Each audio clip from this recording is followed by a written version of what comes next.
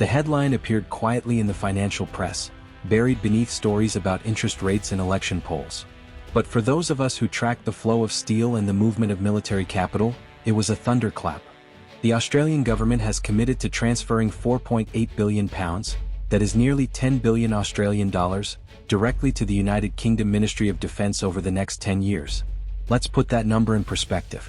That is more than the annual budget of many small nations. It is enough to build 5 major hospitals. It is enough to fund the entire Australian Federal Police for years. And yet, this money is not staying in Australia. It is not paying Australian wages. It is not pouring Australian concrete. This is cash being injected directly into the veins of British industry. It is Australian tax dollars paying for new foundations to be dug in the English Midlands. It is Australian gold paying for new welding sheds and cranes in the grey, rain-swept shipyards of Barrow-in-Furness. It is a massive, unprecedented transfer of wealth from the Southern Hemisphere to the Northern Hemisphere, with no immediate tangible return. No submarine will arrive in Sydney Harbour next week. No British fleet is sailing south to patrol the Coral Sea tomorrow. To the critics, and there are many, this looks like madness.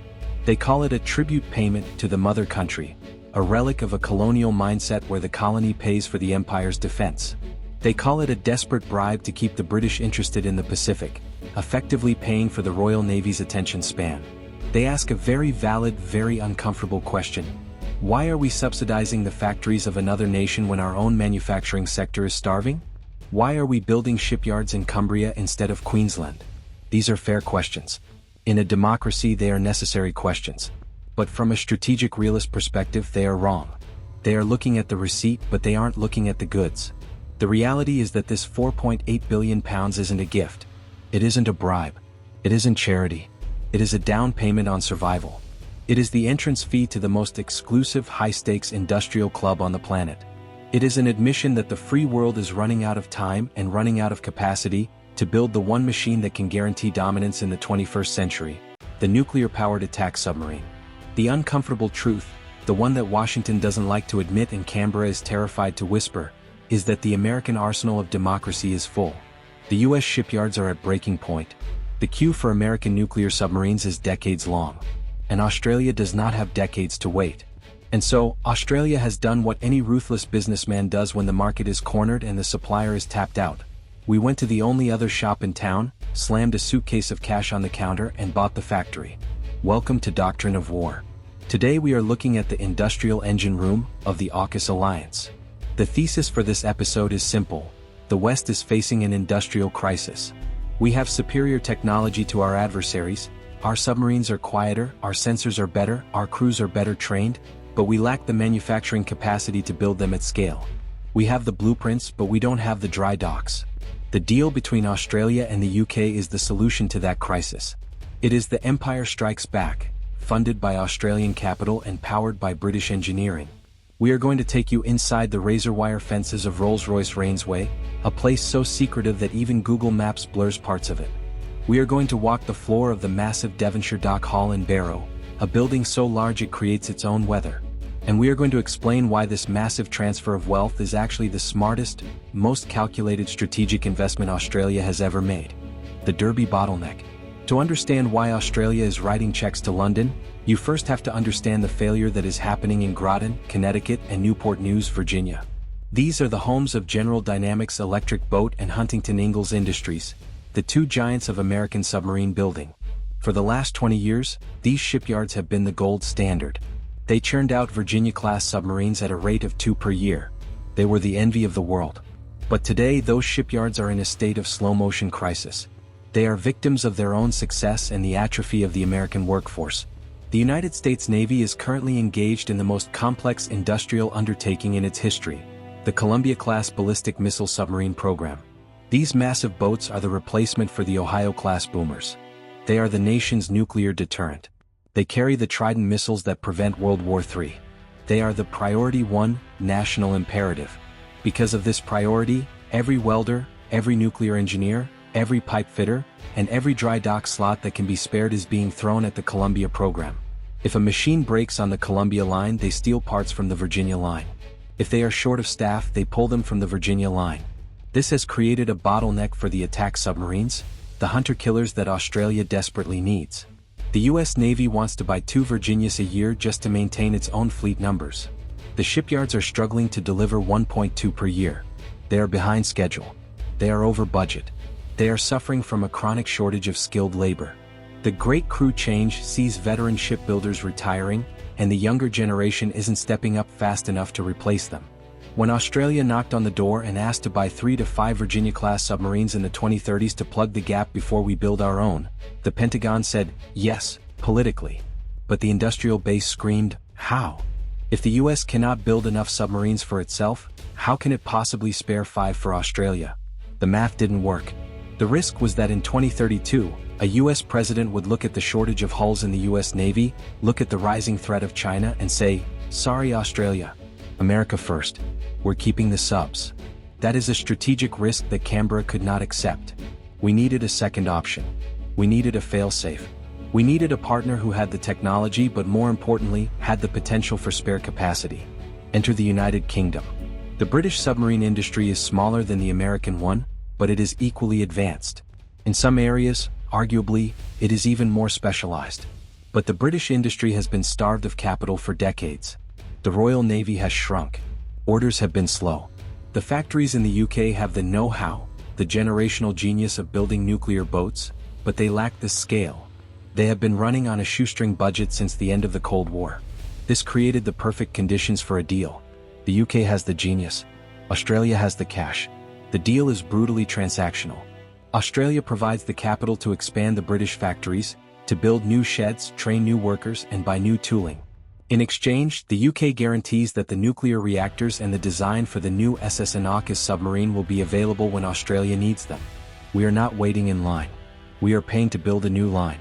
This brings us to the first target of that Australian cash, a nondescript industrial site in Derby in the English Midlands. If you drove past it, you wouldn't look twice. It looks like a logistics park or a car factory.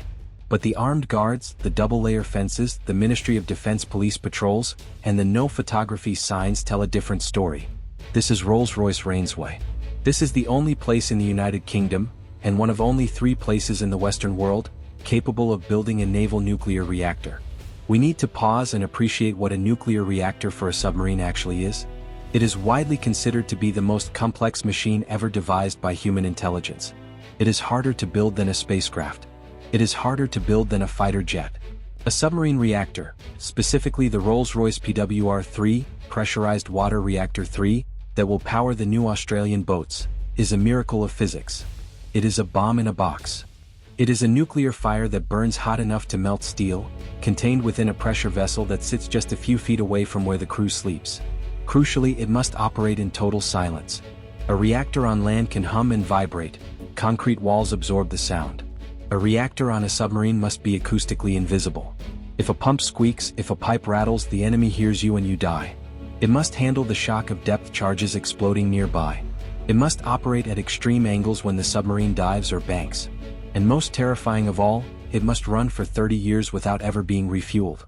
Think about that engineering challenge. You have to seal a nuclear fire inside a steel can, weld it shut, and guarantee that it will work perfectly at full power under the ocean for 3 decades, without anyone ever opening it to check the oil or change a spark plug. There is no maintenance hatch. There is no service engine light. If it fails, the submarine is a brick. This is what Rolls-Royce does. They are the masters of this sealed unit. They have developed proprietary fuel technology and metallurgy that allows this miracle to happen. The US equivalent, the S9G reactor used in the Virginia class, is magnificent. But the US supply chain for nuclear components is maxed out. They are struggling to build enough cores for their own fleet. The forges that make the heavy pressure vessels are booked solid for the next 10 years. The UK, however, has just finished the production run for the Astute class and is ramping up for the Dreadnought class ballistic missile submarines. There is a window of opportunity. But to build reactors for Australia as well, to effectively double their output, Rolls-Royce needs to physically double the size of the Rainsway site. That is where the Australian billions are going. We are paying to double the footprint of this facility. We are paying for new machining centers that cost millions of pounds each. We are paying to train a new generation of nuclear physicists and specialized welders in Derby. Why?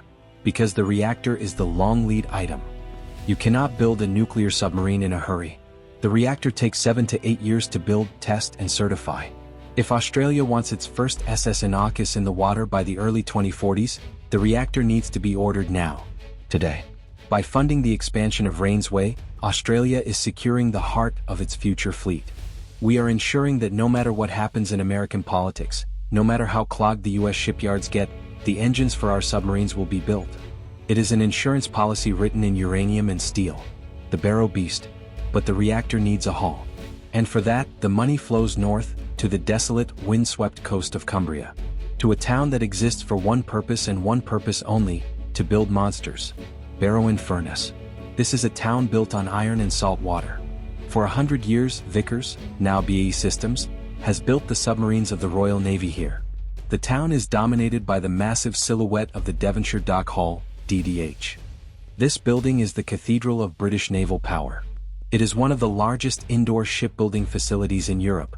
It is so vast that local legend says clouds can form near the ceiling on a humid day. It stands as a monolith of grey steel against the Irish Sea. Inside this cavernous hall, BAE Systems builds the Astute-class hunter-killers and the massive Dreadnought-class ballistic missile submarines. These are the apex predators of the Royal Navy. The Astute class is widely regarded by submariners, even American ones, as arguably the finest handling submarine in the world. It lacks the vertical launch payload of the American Virginia, but in terms of stealth, sonar performance and agility, it is a Ferrari. It is designed to hunt in the shallow, complex waters of the Eastern Atlantic, an environment very similar to the littorals of the Indo-Pacific. The Australian cash injection into Barrow is designed to prepare this yard for the next generation, the SS AUKUS. This is the boat that Australia will eventually build in Adelaide. But the first ones won't be built in Adelaide.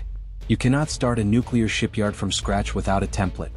The design, the tooling and the first-of-class testing will happen here in Barrow. The SS AUKUS is a hybrid beast. It takes the British design philosophy, the hull form, the control surfaces, the sheer drivability of the Astute, and marries it with the American combat system. It will use the US and /BYG-1 combat system and the heavy Mark 48 ADCAP torpedo. It is the best of both worlds. British steel, American brain. But you cannot just switch production from one sub to another overnight. The shipyard needs to be reconfigured. The workforce needs to be expanded. BAE Systems needs to hire thousands of new designers, naval architects and systems engineers to finalize the design.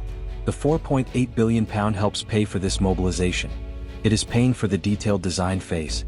It is paying for the tooling jigs that will hold the submarine sections in place while they are welded. It is paying for the digital twin of the submarine to be created in the virtual world before a single sheet of steel is cut. And crucially, it is paying for the training of Australian workers. Right now, as I speak, there are hundreds of Australian engineers, welders and project managers living in Barrow. They are walking the floor of the DDH. They are looking over the shoulders of the British shipwrights. They are learning the dark art of nuclear shipbuilding. This is the hidden value of the gift. We aren't just sending money, we are sending people. We are using Barrow as a university.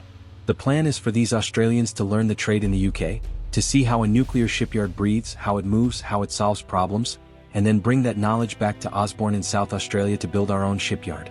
We are paying the British to teach us how to fish, while also buying the fishing rod factory.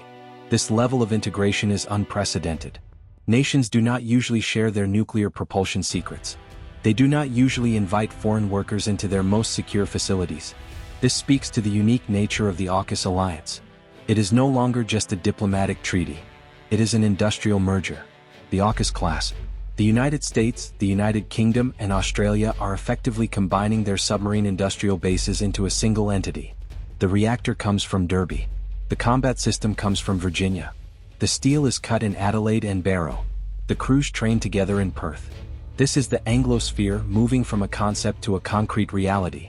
It is a recognition that facing the massive industrial power of China, no single Western nation can go it alone. Even the United States, the mightiest industrial power in history, is tapped out. They need help. They need British design capacity and Australian capital.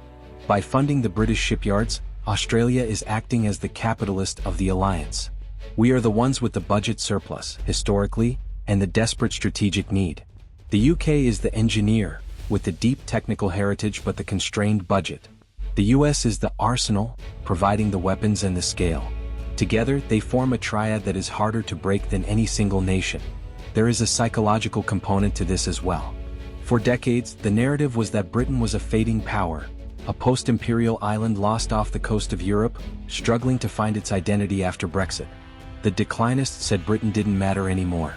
They said the Royal Navy was a shadow of its former self. This deal proves them wrong. When the chips were down and Australia needed the most advanced, most dangerous, most complex machine on Earth to defend itself, we didn't go to France. We didn't go to Germany. We didn't go to Japan. We went to Britain. We recognized that beneath the political chaos of Westminster, the British deep state, the engineers at Rolls-Royce, the naval architects at BAE, the admirals of the Royal Navy, still possessed a genius that is rare in this world. The ability to build a silent nuclear boat is a capability that China is still struggling to master. Russia is struggling to maintain it. Britain has it in spades. The £4.8 billion is a vote of confidence. It is Australia saying, we trust British tech with our lives. And for the UK, this is a lifeline. It guarantees work for the shipyards for decades. It secures the future of the nuclear industry. It cements Britain's role as a Tier 1 military power in the Indo-Pacific, not just a spectator. It brings the Royal Navy back to the east of Suez, not just with ships, but with the industrial base that supports the entire alliance. So, the next time you hear a critic complain about billions sent to the Palms, or question why Australian tax dollars are building factories in England, remember what we are buying. We aren't buying favor. We aren't buying nostalgia. We aren't buying a history lesson. We are buying the most powerful engine of war ever devised. We are buying a guarantee that when the Australian flag goes to sea in the 2040s, it will be on a vessel that can hunt, kill, and survive against anything the enemy throws at it. We are funding the British shipyards because, quite frankly, our survival depends on them working at full capacity. The US is busy. The world is dangerous. And Australia needs a big stick. Rolls-Royce Derby and BAE Barrow are carving that stick right now. And the Australian taxpayer is picking up the tab. It's expensive. It's controversial. But in the cold light of strategic realism, it is the best bargain we have ever struck. Thanks for watching Doctrine of War. Do you think investing in British industry is the right move for Australia, or should we have tried to do it alone? Let us know in the comments below. Stay sharp, stay realistic, and we'll see you in the next one.